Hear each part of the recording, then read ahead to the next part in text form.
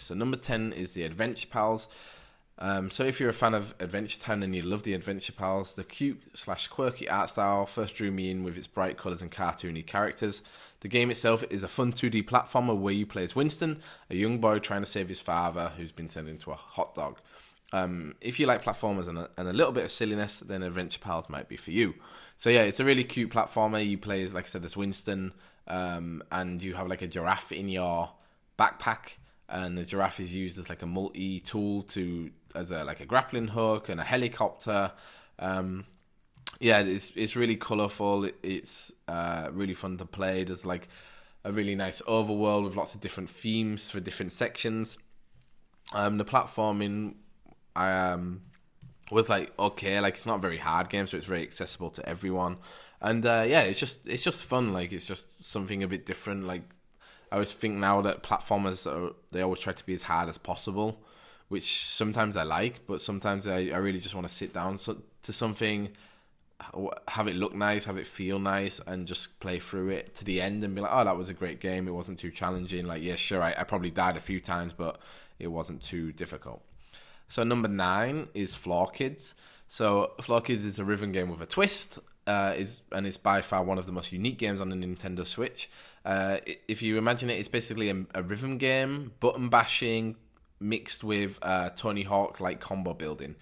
So yeah, it's basically a flawed breakdancing game where you have I think like 8 characters, and each character has like its own unique dance style, but the button combos are always the same, and it's like basically trying to get a high score by fluidly moving between dance moves, and it's also a rhythm game. You have to time it to the rhythm of whatever song's playing. The songs are produced by Kid Koala, so if you're a Kid Koala fan, then I highly suggest Floor Kids to you. And the animation is all hand-drawn by John Animations. It looks amazing. And fun fact, Floor Kids was the game... I remember Googling like review of Floor Kids or something, and Age of Boredom's review came up, and I watched it and liked it, subscribed to him, maybe left him a comment, and since then our relationship has gone on from there. So yeah, fun fact for Floor Kids, really cool game, and if you want something a bit different on the Switch, then I highly suggest it. Number 8 is Minute. So after picking up a strange sword, your life gets cut down to just 1 minute. Within that minute, you have to solve puzzles and return the sword to the evil corporation that created it. However, if you can't do it within a minute, you die and restart your life again. So yeah, Minute is basically the original Legend of Zelda, kind of 2D top-down exploration adventure game. And yeah, so you have a minute. You basically, within that first minute, when you first start off, you get to like a certain point, you die, and then you restart it where you started the game.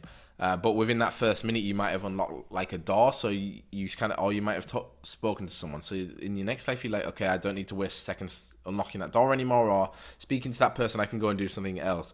And it slowly, within the 1 minute, you slowly expand the map by unlocking new areas, creating shortcuts, getting items that help you move around the map. And yeah, as the world expands, you might then unlock a new checkpoint. So then when you die, you don't restart in your house, you restart in like a hotel or something. And yeah, the game kind of grows from there. And yeah, it's really cool that you can, I think, technically beat the game in a minute. But yeah, I think I think overall you need like about 180 lives. So it takes like 3 hours to beat. Really cool art style as well. Like it's black and white art style, very simple, but I really like it. So number 7 is SteamWorld Dig 2. So it's the first game I ever gave a 10 to on Switch Indie Fix, and SteamWorld Dig 2, in my opinion, is still one of the best Metroidvanias the Switch has to offer. You play as Daisy, a concerned robot looking for her friend Rusty. However, with large earthquakes creating obstacles for her, Daisy must enter small puzzle-focused dungeons to gain resources to build upgrades to overcome them. Another great game. I think it's $20 when it's not on sale, and it seems to be on sale quite often. So yeah, if you're looking for a good Metroidvania, that also has like some Zelda Breath of the Wild themes to it, like these dungeons, they feel like they're shrines from Breath of the Wild, where you go in, it's like very perfectly designed to have like a theme around a certain puzzle. Yeah, so it's definitely worth it. And like I said, I give it a 10 out of 10. Like I loved it that much, and it also looks amazing on the Switch's screen. Number 6 is one that we mentioned a few times in the sales, is West of Loving. So West of Loving is an RPG with all the boring and annoying parts taken out of it. There's no grinding, not that much leveling, but a lot of humor. It's set in a parody of the American Wild West, where West of Loving takes you on an outrageous journey where you fight demons, put your hands in a lot of Splatoons, and make your fortune. Yeah, like I said before, if you're an RPG fan, then you definitely have to check out West of Loving. Then number 5 is Old Man's Journey, which we already spoke about. So after receiving a mysterious letter, an old man sets out on a journey. You, the player, have no idea where he's going or why, but you sense an urgency in the old man's face and stance. To get him to his destination, you have to manipulate the geography of the world, lowering and raising the beautifully painted hills to get the old man from one side of the screen to the next. I think the Switch lacks like these narrative-driven games, especially indie games. Like, actually, you just got Firewatch, so Firewatch is kind of along the same vein. But yeah, if you like narrative-driven games with also like a puzzle aspect and like utterly gorgeous art, then yeah, definitely check out Old Man's Journey. Next up is Monster Boy and the Cursed Kingdom, which we spoke about. So though I've only recently started playing the game, I had to put Monster Boy on this list. You can tell that the game was a passion project. You can tell the game was a passion project for the game's developers and publishers. There's so much incredible detail into it. What I mean by that is some of the like animation. They just have like like the waiting animation. They just have such like cool little like Easter eggs that when you see them, you kind of can't believe that like they would take the time to put that into the game. But there is really like so much detail in there. So yeah, if you like games like Shantae Half Genie Hero, then I highly recommend Monster Boy. I think it takes the Wonder Boy and Shantae mechanics and perfects them, whilst also looking stunning. Number 3 is a game that I just reviewed, and I think it says a lot that it got to number 3 on my list, and I only just played it, but that's Donut County. So if you want an extremely fun game to play whilst you chill out on the sofa, then I highly recommend Donut County. The game is a physics-based adventure game along the vein of Katamari Damacy. You play as a cheeky raccoon called BK who is using a hole to ruin the town of Donut County. Your hole starts off small, but the more items you collect, the bigger it gets. Eventually, you go from collecting bricks and coffee cups to swallowing the whole city. Yeah, Donut County is a really fun game. It was a mobile game originally and on Steam, and they just brought it to the Switch. Really funny, really great writing. The game mechanics themselves are pretty... You would describe them as repetitive. It's like every level is pretty much the same, but it's like not a game that... I don't know. It's not a game where... I don't think you're trying to get that much satisfaction out of the gameplay. It's more about the story and about the characters and the quirky world. And like the gameplay, I think is very satisfying when you start off with a small hole, and then you have like a huge one, and you're just totally like hoovering up whole cities. Like it's really cool. Like I said, it's very comparable to Katamari Damacy, where you start rolling a ball and you start off on basically on a table, and then your ball gets larger and larger, and by the time you've beat the game, you are like rolling up huge cities. Like I think that kind of gameplay is really fun. Number 2 is Warframe. So it's the actual only multiplayer game I think I put on the list. Yeah, like solely multiplayer, like online multiplayer. So if you want to Switch and you haven't downloaded Warframe, the game is completely free to play and offers so much quality content without trying to nickel and dime you with microtransactions. Oh, sorry. Yeah.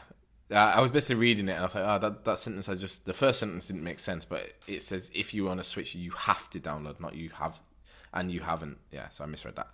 The gunplay and movement are phenomenal, making you feel like a space ninja. Furthermore, it's arguably the best looking game on the Switch and is a triumph for Panic Button, the company that ported the game to the Switch. So yeah, Warframe, Age Bottom and I have played tons of it. He's played tons more than me, which is unbelievable. I think I'm like 35 hours in, and last time we played he was over 60. So yeah, he's put a lot more time into it than me. But yeah, it's a really great game. It is kind of like overwhelming at the start and quite difficult to get into, but I am in the middle of writing a beginner's guide for Warframe. So if you have if you've got an interest in Warframe, then yeah, maybe download it. in the next couple of days or maybe the next week. I'll hopefully finish my guide. So check out my guide or join us the Switch Indie Fix Discord server. And me and Age of Bottom, we play it regularly. And if you have any questions, just jump on there and ask us. And it's a really great game. It's free, so even if you download it and play it for an hour and don't like it, then it hasn't cost you anything. And like I said, it's not like, even though it's a free-to-play game, it's not like a mobile game where it's making you play for an hour, then like, okay, now you've played for an hour, here's a pop-up of like a video that you need to watch, or here's like a pop-up of like, oh, buy this item. It's really like how a free-to-play game like microtransaction model should be, where it offers it has like an online marketplace where you can spend real money, but it doesn't really push you there at all. It just lets you play the game, and it's like, okay, if you're enjoying the game and you want to give something back to the developers, then yeah, here's an option to do that. If you're playing the game and you just want to play it for free, then yeah, you can do that too. And maybe you tell your friends like, oh yeah, this is a great game, you should come play it, and then maybe they come in and spend a bit of money. So like, yeah, it's how they do it is really cool. And my favorite game of 2018 is Hyper Light Drifter Special Editions, the number one Hyper Light Drifter. Honestly, nothing I've played this year comes close to toppling Hyper Light Drifter for me. When I first started the game, I really didn't like it. However, after learning how the game wants you to play, I fell in love with it. The art, the story, the combat, all mixed together to make an amazing game. So yeah, Hyper Light Drifter, again, it's kind of like it's like an old school Zelda game, like A Link to the Past, kind of mixed in with like Dark Souls, like the difficulty of Dark Souls. So it has a very hard, but not that complex combat system. And it's like when you first start, it's very kind of jarring, the difficulty. But once you learn how to play and you learn how to, dash between enemies and stuff like that, the combat gets really rewarding. There's also like really cool puzzles that you have to unlock and like dungeons that you go into, and the story, kind of like Old Man's Journey, it's delivered to you visually, and it's very open to interpretation. So you can kind of, I might play through the game and think this is what the story is about, whereas the next person might play through the game and think something totally different. So yeah, it's a really great game, really like artsy. So if you like these kind of like contemporary art where there is a story but there isn't really a story, or you don't really know what the story is, then I highly suggest Hyper Light Drifter. It's a fantastic game, and yeah, it's like an evergreen game. I think whenever you play it, you're gonna love it, but that also means that it never goes on sale. So I think it's $20 to buy, or €20, so relatively expensive for what is an old game, but I definitely think it is great.